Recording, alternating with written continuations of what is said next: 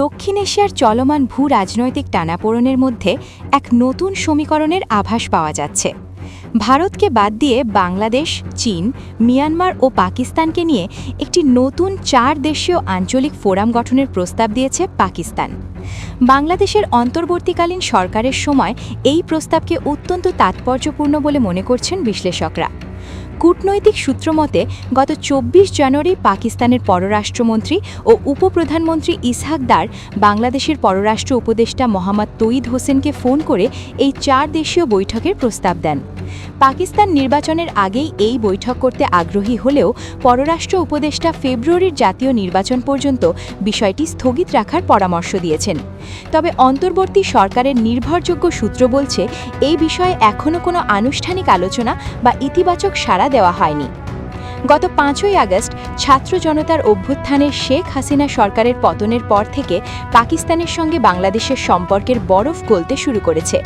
Doctor Mohammad ইউনূসের নেতৃত্বাধীন সরকার পাকিস্তানের সঙ্গে সামরিক, বাণিজ্যিক ও কূটনৈতিক সম্পর্ক জোরদারে আগ্রহী। এমনকি পাকিস্তানের JF-17 যুদ্ধবিমান কেনা নিয়ে আলোচনার গুঞ্জনও ভারতের উদ্বেগের কারণ হয়ে দাঁড়িয়েছে।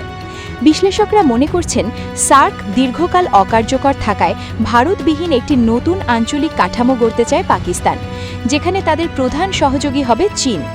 বেইজিং তাদের বেল্ট অ্যান্ড রোড ইনিশিয়েটিভ প্রকল্পের মাধ্যমে এই অঞ্চলে প্রভাব বাড়াতে চায়। বাংলাদেশের পায়রা বিদ্যুৎ কেন্দ্র এবং কক্সবাজারের সাবমেরিন বেসে চীনের বড় বিনিয়োগ রয়েছে। একইভাবে মিয়ানমারের কিয়াওপিউ বন্দর প্রকল্প চীনের জন্য কৌশলগতভাবে গুরুত্বপূর্ণ। তবে এই জোটে যোগ দেওয়ার ক্ষেত্রে বাংলাদেশের সামনে বড় চ্যালেঞ্জ মিয়ানমারের সঙ্গে রোহিঙ্গা সংকট। ঢাকা বিশ্ববিদ্যালয়ের অধ্যাপক ডক্টর ইমতিয়াজ আহমেদ বলেন, বাংলাদেশ সবসময় ভারসাম্যপূর্ণ পররাষ্ট্রনীতি অনুসরণ করে। আঞ্চলিক উত্তেজনা বাড়াতে পারে এমন কোনো জোটে ঢাকার সহজে যুক্ত হবে না। অন্যদিকে দিল্লির কূটনৈতিক মহলের মতে চীন ও পাকিস্তানের দিকে বেশি ঝুঁকে পড়লে ভারতের সঙ্গে সম্পর্কে আরও জটিলতা তৈরি হতে পারে। নির্বাচন পরবর্তী সময়ে বাংলাদেশ এই প্রস্তাবের বিষয়ে কী অবস্থান নেয় সেটাই এখন দেখার বিষয়। দক্ষিণ এশিয়ায় আধিপত্য বিস্তারের এই নতুন লড়াই আগামী দিনে এই অঞ্চলের রাজনীতিতে বড় ধরনের পরিবর্তন আনতে পারে।